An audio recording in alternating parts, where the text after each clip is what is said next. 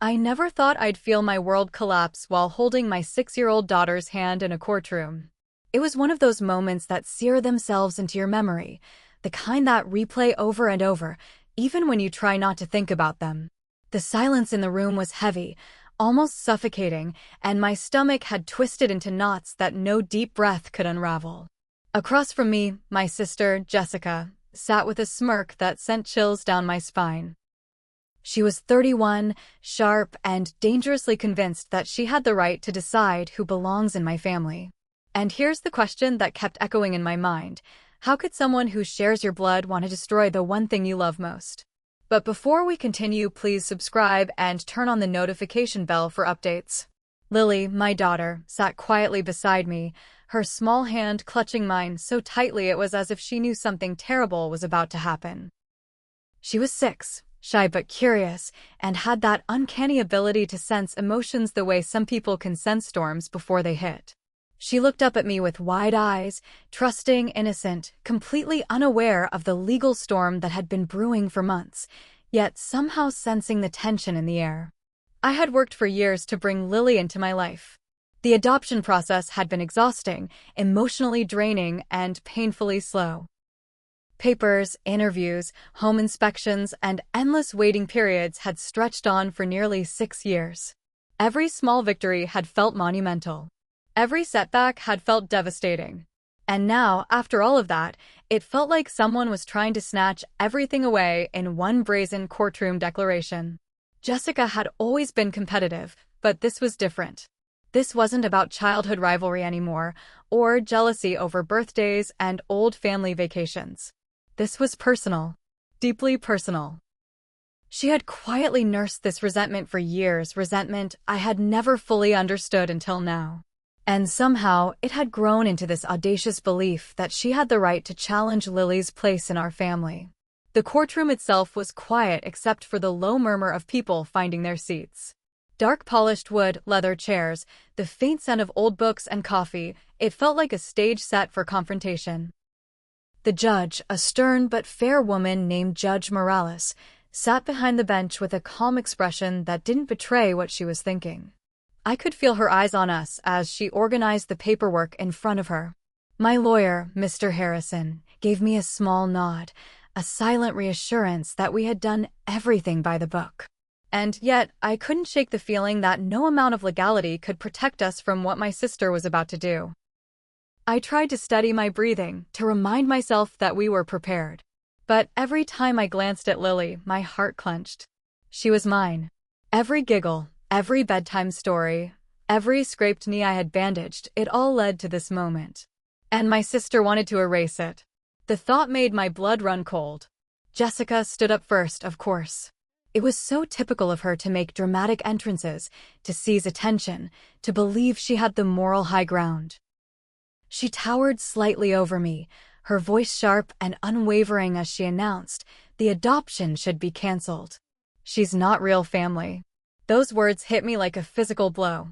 My daughter's hand squeezed mine even tighter. The room went silent. Every pair of eyes turned toward us. The air was thick with judgment, curiosity, and disbelief. I didn't say a word. I couldn't. Not yet. I just held Lily's hand and let her tiny fingers curl around mine. I could feel her heart pounding in rhythm with my own. Could she even understand what was happening? Or was she just feeling the fear, the tension, the uncertainty that clung to the room like smoke? In that moment, I realized something profound. Silence could be powerful. Silence could be armor. Silence could be louder than words. I didn't argue. I didn't beg. I didn't cry. I just stayed quiet and held my daughter's hand, letting the weight of what Jessica had said hang in the room. Every second stretched, torturously long, until it felt like time itself was holding its breath. And then the judge opened the file. Just a simple movement, but the way she leaned forward, eyes scanning the pages slowly, deliberately, I could feel the tension spike even higher. Everyone in the courtroom seemed to lean in, anticipating her next words. I didn't move. I didn't speak. I just stared straight ahead, trying to be strong for Lily, trying to absorb whatever was coming next without crumbling. He read one line, paused, and looked up, slowly, deliberately, at Jessica. "Did you actually read this before filing?" The words cut through the tension like a knife. My stomach tightened. Jessica's face went pale, her confident posture faltering for the first time that day. The courtroom was silent again, but this time it was different. This silence wasn't filled with fear. It was charged with anticipation. The kind of silence that tells you everything is about to change and no one is prepared for it. And in that moment, I knew that whatever happened next, the story of my daughter, of my family, of the love I had fought so hard to protect, was about to be tested in ways I could never have imagined. You might think you know your family, that blood ties automatically mean loyalty. But that assumption can shatter in an instant. My sister Jessica had always been competitive, but I never imagined she could go so far as to try to take my daughter away. She's 31, charismatic in a sharp, unsettling way, the kind of person who can make you question your own reality just by the way she frames her words. And yet, that day in court, all the charm was gone, replaced by a cold certainty that she could decide what was right for me and for Lily. Before that courtroom showdown, our family had always had tension simmering under the surface. Growing up, Jessica and I were close enough to survive childhood, but our bond was threaded with rivalry. Birthdays, grades, attention from our parents, everything was a competition. Even as adults, some of that rivalry remained. But nothing could have prepared me for this. Nothing could have prepared me for a sister who would try to erase the family I had built for my daughter. The adoption journey had been one of the hardest things I'd ever done. 6 years of waiting, paperwork, interviews, and home inspections, it felt like my entire life had been leading to the moment when Lily could officially become mine. She was 6 now, shy and careful in the way children who've known hardship can be, but also warm and filled with a quiet intelligence. When I first saw her, I knew she belonged with me. She had that way of looking at you like you're the only person who matters in the world. That look had kept me going through long nights of paperwork and impossible waiting periods. Jessica, however, never understood that. She never understood patience, love, or sacrifice unless it served her in some way. She had watched me struggle, and instead of support or joy, she offered criticism. Small comments at first, subtle digs disguised as concern. "Are you really ready to take care of a child like that? Do you think she'll feel like she belongs?" Every word was designed to plant doubt, to unsettle me. At first, I brushed it off. I told myself she was just jealous. But the truth was far darker. Her jealousy had grown over the years, morphing into something more toxic. She resented that I had something she couldn't claim, the chance to be a mother, to build a family she couldn't touch.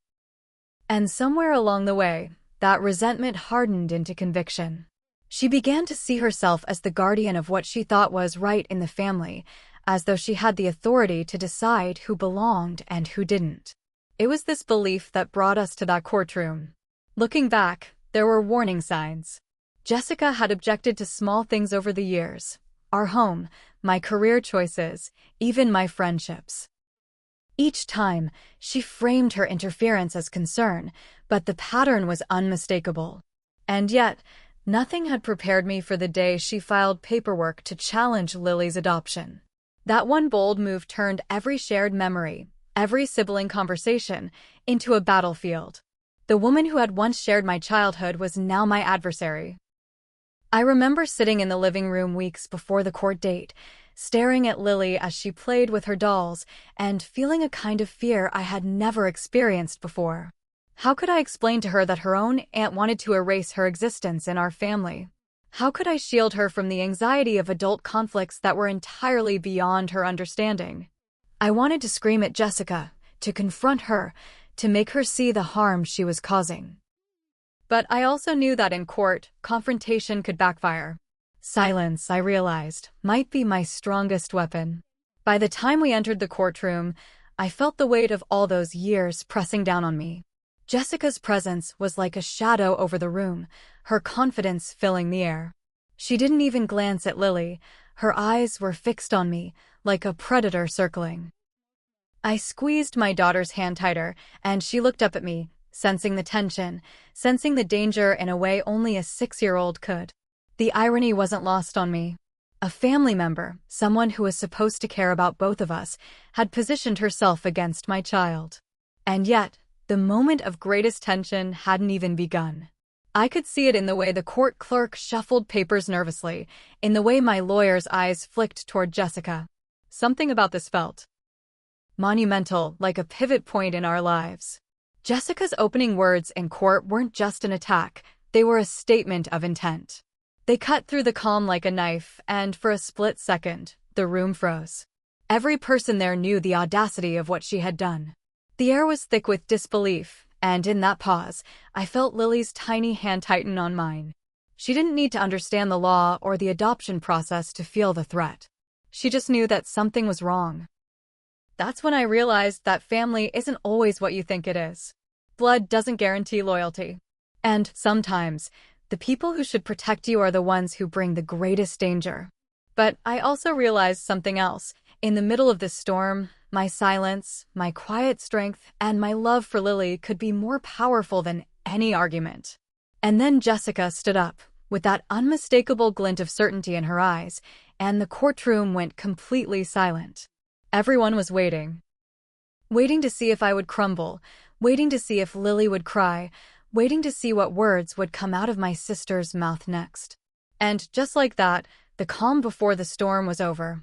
What she said next would not only shock the courtroom, it would shake the very foundation of our family. The moment Jessica stood up, the courtroom seemed to hold its breath. Every eye turned toward her as she straightened her back and lifted her chin like she owned the room. I gripped Lily's hand so tightly my knuckles ached, trying to keep my own pulse from betraying me. She looked up at me with wide, innocent eyes, silently asking the question I didn't have words for. "Mommy, what's happening?" Jessica's voice cut through the silence like ice. "The adoption should be canceled. She's not real family." Each word landed like a hammer strike, echoing off the polished walls of the courtroom. The murmurs started almost immediately, whispers spreading like wildfire, everyone sensing the audacity of what had just been said. A child's adoption, one finalized years of paperwork and emotional struggle, being challenged by her own aunt. My lawyer, Mr. Harrison, leaned slightly toward me, but his eyes betrayed the same shock I felt.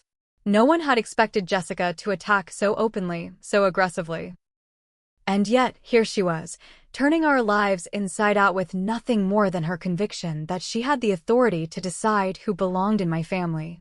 I didn't respond. I couldn't. I simply held Lily's hand, feeling the warmth of her tiny fingers against mine. She was terrified, though she tried not to show it.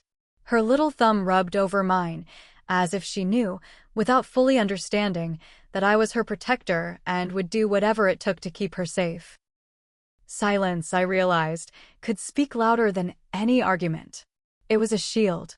A way to show that my confidence in Lily's place in our family was unshakable. The judge, Judge Morales, didn't immediately respond. She flipped through the papers on her desk, taking her time in a way that made every second stretch longer than I thought possible. My heart raced with every shuffle of paper, every scratch of pen on notepad. I could feel Jessica's confidence start to falter just slightly, though she didn't notice it yet. Lily shifted in her seat beside me, looking small and vulnerable, and my heart ached. How do you explain to a 6-year-old that someone she calls family is trying to erase her from your lives? I leaned slightly toward her, whispering, "It's okay, baby. Mommy's right here." She squeezed my hand back, a gesture that said more than words ever could. And in that tiny act, I found the courage to continue holding my silence, letting it do the work I couldn't do with speech. Then the judge opened the file. The moment was deliberate, slow, almost ceremonious. I could hear the soft rustle of papers as she scanned the documents. Every eye in the room followed her movements, every person leaning forward slightly, waiting for the revelation that was about to hit.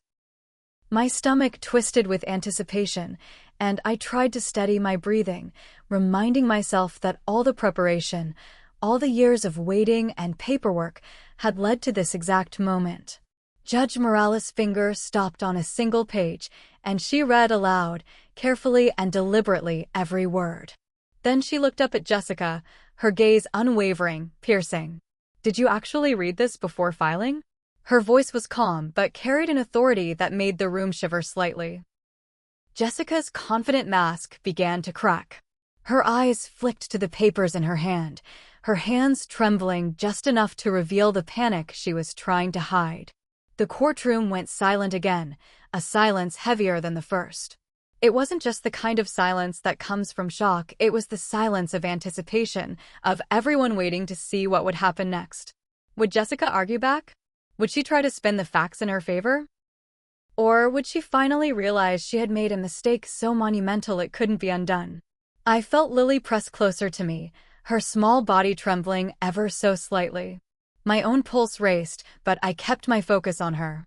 In that moment, I realized that the courtroom, the judge, the legal process, none of it mattered as much as holding her hand and showing her that she was safe, that she belonged, that I would fight for her no matter what. Jessica opened her mouth, clearly searching for a response, but the words didn't come. The judge's eyes stayed locked on her, and I could see the sudden flicker of panic in my sister's gaze. Her confidence was unraveling, and for the first time, I realized that silence had been my secret weapon. By not arguing, by staying calm, by showing the strength of my conviction without raising my voice, I had shifted the power. And then Judge Morales spoke again, slowly, deliberately, letting each word hang in the air like a judgment waiting to land. The documents clearly show that the adoption was finalized legally, years ago, and that all requirements were met by the petitioner. The words struck Jessica like a hammer. She faltered, her smirk gone, replaced by a pale, almost sickly expression. The courtroom watched in stunned silence as her argument collapsed under the weight of indisputable proof. Lily let out a small sigh of relief, not fully understanding why, but trusting the calm strength in my presence. I held her close, whispering, "It's okay, baby. It's okay." My eyes never left Jessica, who now looked small and defeated. The audacity that had carried her into that room had evaporated under the cold light of truth. And just when I thought the worst was over, when I thought the tension had peaked, the judge's next words froze everyone in the room, however. There are still questions that need to be addressed about the intent behind this filing. My stomach lurched. My mind raced. What could she possibly mean? What other twist could Jessica have brought into this case? I looked down at Lily, her tiny hand still in mine, and realized that the next moments would define more than just the courtroom outcome. They would define the future of our family. And at that instant, I understood that the true test wasn't just legal. It was emotional, and what came next would test all of us in ways we weren't ready for. The courtroom was still tense, but there was a shift in the air. Jessica's confident posture had crumbled, replaced by a kind of desperation I had never seen before. Her hands fidgeted nervously with the papers she had brought, and the smirk that had carried her into the courtroom was gone. It was replaced with something smaller, weaker, an almost childlike fear of being exposed. Judge Morales leaned forward, her eyes scanning the documents in front of her with meticulous care. Every second she spent reading felt like an eternity. I felt Lily's tiny hand in mine, trembling slightly, but she didn't let go. It was as if she understood, instinctively, that we were close to a turning point, that truth and love could prevail over malice and deceit. According to this, the judge said, her voice deliberate, commanding, the adoption was legally finalized 6 years ago. All necessary procedures were completed, verified, and approved by the relevant authorities. There is no legal basis for this challenge. She paused and slowly looked at Jessica. Did you actually read these documents before filing this case? Jessica's face went pale. Her confidence, which had filled the room moments ago, was now gone. Her lips parted, then closed. She tried to speak, but no words came. It was almost painful to watch her unravel, knowing that she had gambled everything on a bluff and lost. I didn't move, didn't speak, didn't need to. Lily's small hand in mine was all the reassurance I required. I felt a surge of relief and disbelief. This was the moment we had fought for. The culmination of years of patience, love, and persistence. And yet, the moment carried an irony that made my chest tighten. My own sister had tried to undo everything we had built, and yet in failing, she had only made our bond stronger. Judge Morales continued, addressing Jessica with calm authority. This filing appears to have been made in bad faith, based on personal belief rather than fact. The documents clearly show that the petitioner, Emily Carter, has met all legal and procedural requirements. The adoption remains valid. The words landed like thunder. Jessica's hands shook visibly now, and her eyes darted around the courtroom as if searching for an escape. The audience, family members, strangers, even court staff, watched in stunned silence. You could feel the collective tension crack, as if the truth itself had physically shifted the atmosphere. I glanced down at Lily. Her wide eyes reflected confusion, relief, and trust all at once. She didn't need to understand the legal intricacies. She only knew that she was safe, that she belonged, that Mommy wasn't going anywhere. And in that moment, I realized that our fight wasn't just legal, it was emotional. It was about proving, in the most profound way, that love and care define family, not the opinion of someone who chooses to see only what they want. Jessica finally spoke, her voice weak, almost trembling. But I thought she couldn't finish. The words trailed off into silence. Her argument had no foundation, and even she knew it. Judge Morales fixed her with a piercing gaze. Intent does not override fact. The law recognizes the adoption as finalized, and it will remain so. The child is the lawful and legal daughter of Emily Carter. Any further attempts to disrupt this legally will be addressed as an abuse of process. Relief washed over me in waves. I let out a slow breath I hadn't realized I'd been holding. Lily leaned her small head against my arm, and I instinctively wrapped an arm around her, holding her close. The courtroom seemed to exhale with us. Even the air felt lighter. And yet, the emotional tension lingered. I looked across the room at Jessica. She was still my sister. Blood still connected us. But in that moment, I understood something important. Love doesn't always equal approval. Loyalty isn't guaranteed by family ties. And sometimes, standing up quietly, holding your ground, and letting truth speak for itself is more powerful than confrontation. The judge wrapped up the hearing, detailing the next steps for legal closure, but the emotional impact had already landed. The courtroom slowly emptied, murmurs of disbelief fading behind us. But Lily didn't let go of my hand. She didn't need to speak. Her small fingers gripping mine were louder than any words. Later, as we walked out of the courtroom, Lily's little voice whispered, "Mommy, she can't take me away, right?" I knelt down and looked into her eyes, holding her face in my hands. "No, baby. No one can take you away. You're mine. Forever." She smiled a small, shy smile and squeezed my hand again. That simple gesture, the way she trusted me completely, made all the tension, all the fear, all the sleepless nights of waiting worth it. And yet, even as we left the courtroom victorious, a shadow of uncertainty lingered. Jessica had lost this battle, yes, but she was still in our lives, still our family, and still capable of stirring tension. I realized that while the legal fight was over, the emotional one was far from finished. Some wounds take longer to heal, and some conflicts don't resolve neatly. That night, as I tucked Lily into bed, I reflected on everything we had been through. I thought about the strength it took to remain silent, the power of truth, and the depth of a mother's love. I knew that this day would be etched in our memory forever, not just for the courtroom victory, but for the bond it had solidified between us. But deep down, I also knew something unsettling. Just because the adoption was safe, just because the judge had ruled in our favor, it didn't mean the story was truly over. Jessica's resentment hadn't disappeared. She might have lost in court, but the emotional ripples would linger. And the next challenge, whatever form it might take, was still out there, waiting. What would she do next?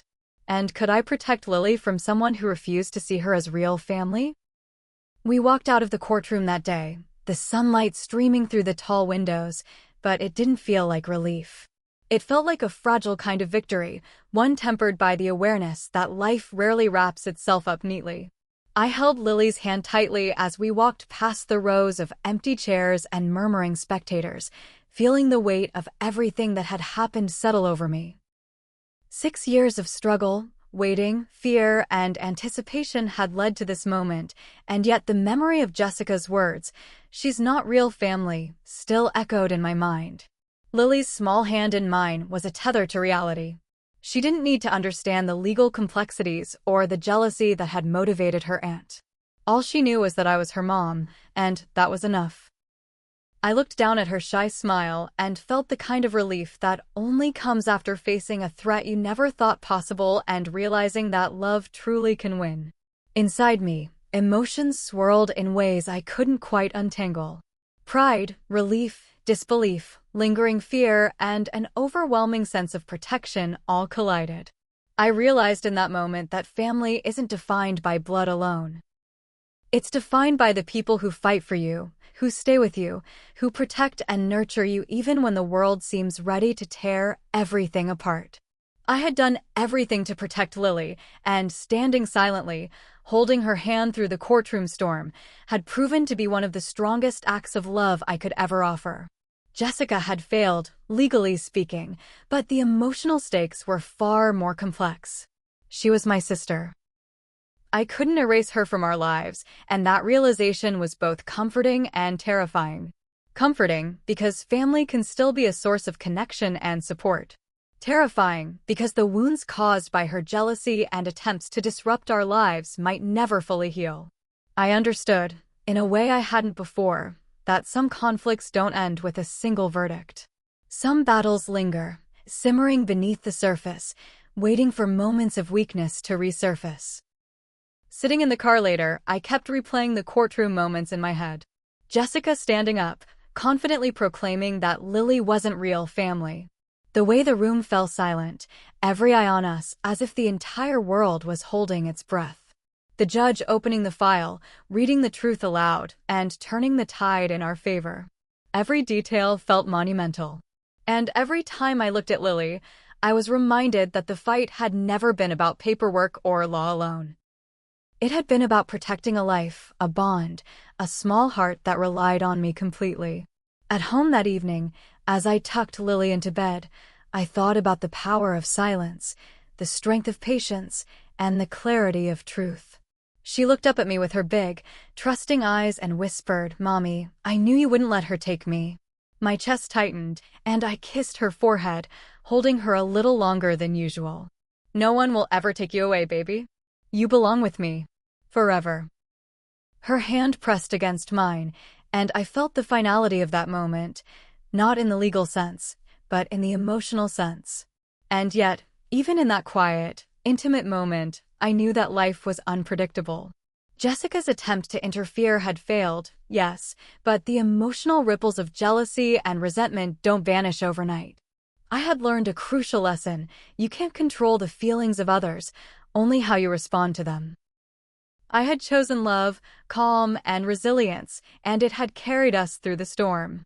But vigilance, patience, and the quiet strength of motherhood would continue to be our armor. Reflecting on the entire ordeal, I realized something else. Sometimes, the greatest victories come not from shouting the loudest or fighting the hardest, but from staying true to what matters most. Lily's safety, her happiness, our bond, these were worth more than arguments, anger, or revenge. The courtroom had been a stage, but the real victory was emotional, personal, and enduring. As I finally sat down after putting Lily to bed, I thought about the journey that had brought us here. The late nights filling out adoption forms. The long waits for home inspections. The endless paperwork, appointments, and emotional hurdles. Every single one of those challenges had led to this moment, where the truth, patience, and love had triumphed over jealousy and deception. And as much as I wanted to celebrate the victory, I also knew that life would continue to test us in ways we couldn't foresee. The story didn't end with the judge's ruling. It ended with a reaffirmation of what truly matters: the quiet strength of a mother, the innocence and trust of a child, and the unshakable bonds that define family. And while Jessica had lost this battle, the memory of her attempt lingered. A reminder that love must always be guarded, nurtured, and defended, quietly but unwaveringly. So here we are, Lily and I, stronger than ever, bound by love that no legal maneuver or angry voice could ever sever. But the story left me with one lingering thought. Family isn't always what it seems, and sometimes, the people closest to you can be the ones who challenge your sense of belonging the most. And as I drifted into a quiet evening, I couldn't help but wonder. Would Jessica ever truly accept Lily as family? Or would this shadow linger, waiting for another chance to strike?